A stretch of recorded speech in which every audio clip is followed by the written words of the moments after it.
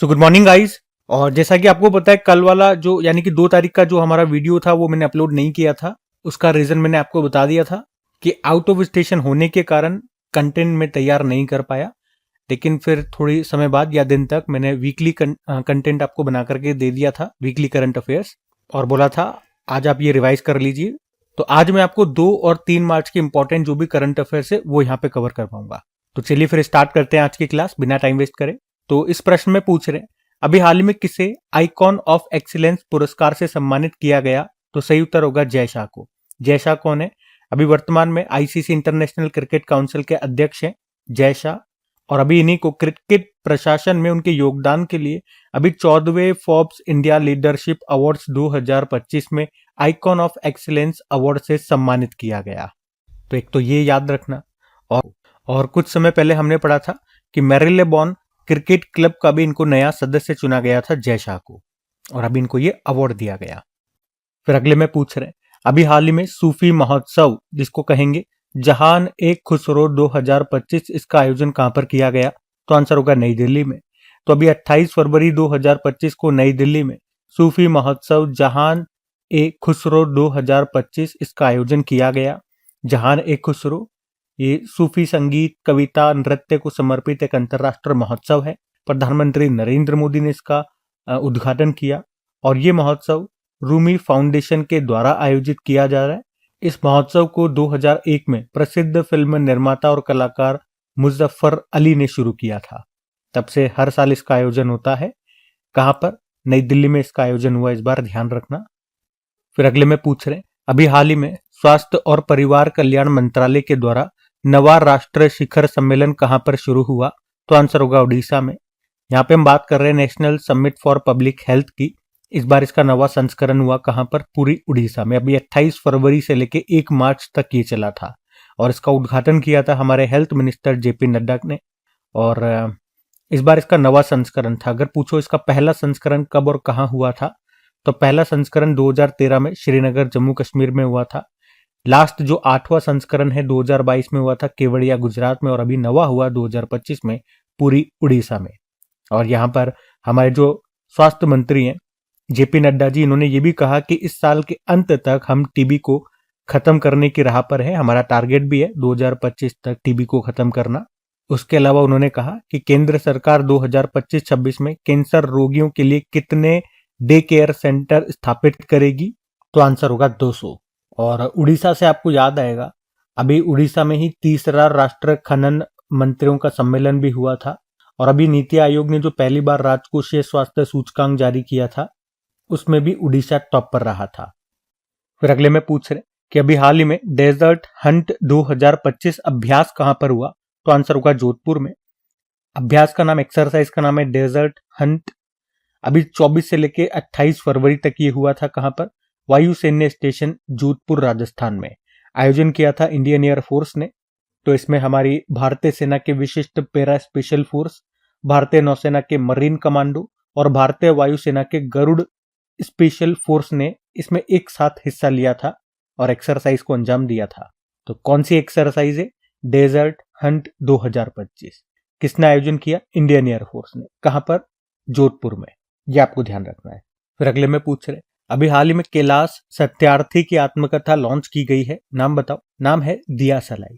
तो नोबेल शांति पुरस्कार विजेता कैलाश सत्यार्थी की आत्मकथा आई है जिसका नाम दिया सलाई रखा है। दिया सलाई का मतलब क्या होता है? मैच स्टिक, जिसे आप अंग्रेजी में बोलते हो माचिस की तिल्ली। ठीक है, तो ये याद रखना। कैलाश सत्यार्थी कहां से बिलोंग करते हैं? इनका जन्म हुआ था मध्य प्रदेश में। और नोबेल शांति पुरस्कार, नोबेल पीस प्राइज इनको मिला था कब? 2014 में।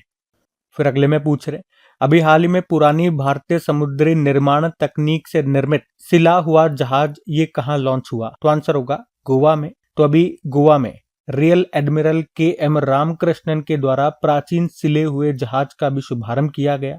इस अद्वितीय जहाज का निर्माण लकड़ी, नारियल के रेशे और प्राकृतिक रेजिन से किया गया। ये भारतीय जहाज निर्माण की गौरवशाला धरोहर को दर्शाता है।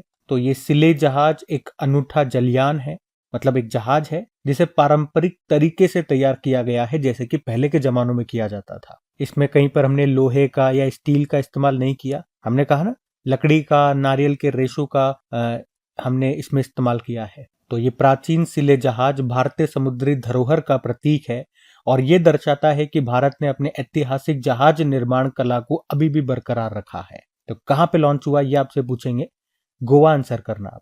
गोवा में एक द्वीप है दीवार द्वीप, वहीं पे इसको लॉन्च किया गया है होदी इनोवेशन शिपयार्ड में।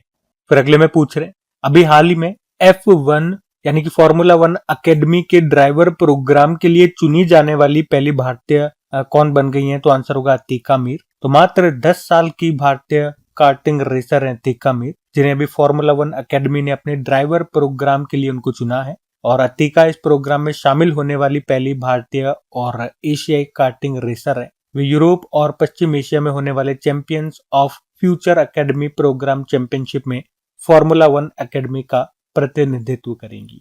ठीक है, तो इनका अतिका मीर का नाम याद रखना। फिर अगले में पूछ रहे हैं, हाल ही में दुनिया के सबसे उम्रदराज टेस्ट क्रिकेटर रॉन ड्रेपर का निधन हो गया, उनका संबंध किस देश से है? तो आंसर होगा साउथ अफ्रीका।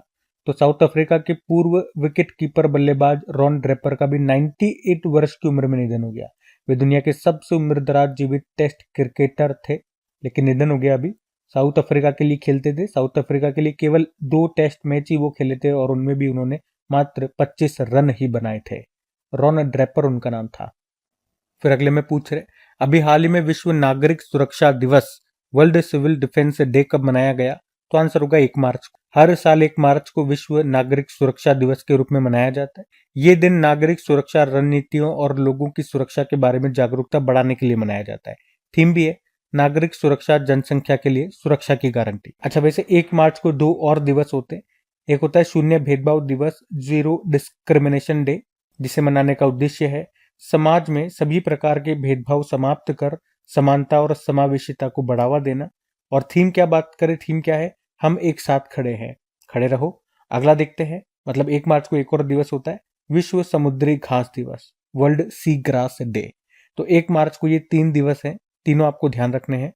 ठीक है, अब अभी अगला देखते हैं। फिर अगले में पूछ रहे हैं, हाल ही में चर्चा में रहे नासा के पंच मिशन का संबंध किससे है? तो आंसर होगा सूर्य से। पंच मतलब होता है, देखो, polarimeter to unify the corona and heliosphere. तो अभी नासा ने ही ये पंच मिशन को लॉन्च किया है। ये मिशन सूर्य की बाहरी परत और उससे निकलने वाली सौर हवाओं के रहस्यों का उजागर करने में मदद करेगा। ये 4 छोटे उपग्रहों का, सैटेलाइट का एक ग्रुप, एक समूह है जो मिलकर के सूर्य के चारों ओर घूमते हुए अपनी विस्तृत तस्वीरें भेजता रहेगा। अच्छा, इसी के साथ अभी नासा ने एक लूनर ट्रेल ब्लेजर ऑर्बिटर नाम से एक मिशन लॉन्च किया है। किससे? फॉल्कन 9 रॉकेट से, जो कि स्पेस एक्स का है। उद्देश्य क्या है? लूनर से आप क्या समझते हो? यहाँ पे हम बात कर रहे हैं मून की, चंद्रमा की। तो इसका उद्देश्य है चांद पर पानी की खोज करना। अब नासा की बात हो रही है तो नासा के बारे में हम जानते हैं। देखो, नासा की फुल फॉर्म होती है national aeronautics and space administration. स्थापना होती है 1958 में, हेडक्वार्टर है वॉशिंगटन डीसी। मोटो होता है for the benefits of all. Administrator है बिल नेल्सन। फिर अगले में पूछ रहे हैं, अभी हाल ही में हमारे जो केंद्रीय मंत्री हैं श्री सर्बानंद सोनोवाल, तो इन्होंने एक राष्ट्र एक बंदरगाह पहल और एक मैत्री ऐप को अभी कहाँ लॉन्च किया? तो आंसर हो जाएगा इसका तो मुंबई। हमारे जो शिपिंग मंत्री हैं सर्बानंद सोनोवाल, अभी इन्होंने ही मुंबई से वन नेशन वन पोर्ट यानी कि एक राष्ट्र एक बंदरगाह नाम से एक पहले एक इनिशिएटिव शुरू किया और मैत्री ऐप को भी लॉन्च किया। दोनों के बारे में आपको थोड़ा थोड़ा बताता हूँ जो काम की बात है। जैसे कि एक राष्ट्र एक बंदरगाह इनिशिएटिव की बात करें, जिसका उद्देश्य क्या है? देश के सभी बंदरगाहों का संचालन एक समान तरीके से होना चाहिए और सभी के लिए मानक जो स्टैंडर्ड्स हैं वो एक समान होने चाहिए। उसके अलावा जो मैत्री ऐप है उसका उद्देश्य क्या है कि इंटरनेशनल ट्रेड प्रोसेस को आसान बनाना है और इसके लिए ब्यूरोक्रेटिक डिले को कम करना। और इसके लिए ब्यूरोक्रेटिक डिले करना मतलब नौकरशाही को कम करना, ताकि आसानी से इंटरनेशनल ट्रेड किया जा सके। तो सर्बानंद सोनोवाल जी ने अभी एक राष्ट्र एक बंदरगाह और मैत्री ऐप को अभी मुंबई से लॉन्च किया। फिर अगले में पूछ रहे हैं, अभी हाल ही में S&P ग्लोबल सस्टेनेबिलिटी रैंकिंग 2025 में शामिल होने वाला एकमात्र भारतीय बैंक कौन सा है? तो आंसर होगा यस बैंक। तो अभी S&P ग्लोबल सस्टेनेबिलिटी रैंकिंग 2025 जारी हुई है। इसमें बताया कि कौन सा बैंक स्थिरता के साथ विकास कर रहा है और उसी हिसाब से ये रैंकिंग है। और भारत का एकमात्र भारतीय बैंक इसमें शामिल किया गया है, वो है यस बैंक। यस बैंक का इसमें स्कोर है 72 आउट ऑफ 100। उसे यहाँ पे A- रेटिंग दी गई है। यस बैंक की बात करें, स्थापना होती है सन 2004 में। हेडक्वार्टर मुंबई में है। MD CEO है प्रशांत कुमार। और टैगलाइन होती है, टैगलाइन और लोगो इसका कुछ समय पहले ही नया लॉन्च हुआ था। तो टैगलाइन है, लाइफ को बनाओ रिच। फिर अगले में पूछ रहे, अभी हाल ही में किसने अपने प्रशिक्षण केंद्र का नाम बदलकर चोल राजकुमार राजादित्य के नाम पर रख दिया? तो आंसर होगा CISF ने। तो तमिलनाडु के अरक्कोणम में CISF के रिक्रूट ट्रेनिंग सेंटर का नाम बदलकर तमिल इतिहास के एक महत्वपूर्ण व्यक्ति चोल राजकुमार राजादित्य के नाम पर इसका नाम रख दिया गया। क्या नाम रख दिया? राजादित्य चोलन थक्कुलम, नाम बदल के ये कर दिया। की बात करें तो ये चोलन राजा परंतक प्रथम के पुत्र थे और चोल वंश के प्रमुख योद्धा रहे। पर 949 ईस्वी में थक्कुलम की लड़ाई में वो मारे गए। ये लड़ाई चोलों और राष्ट्रकूटों के बीच हुई थी और राजादित्य की विरासत तमिल गौरव और विरासत का प्रतीक बनी हुई है। तो उन्हीं के नाम पर अभी CISF ने तमिलनाडु में जो उनका प्रशिक्षण केंद्र है उसका नाम बदला है।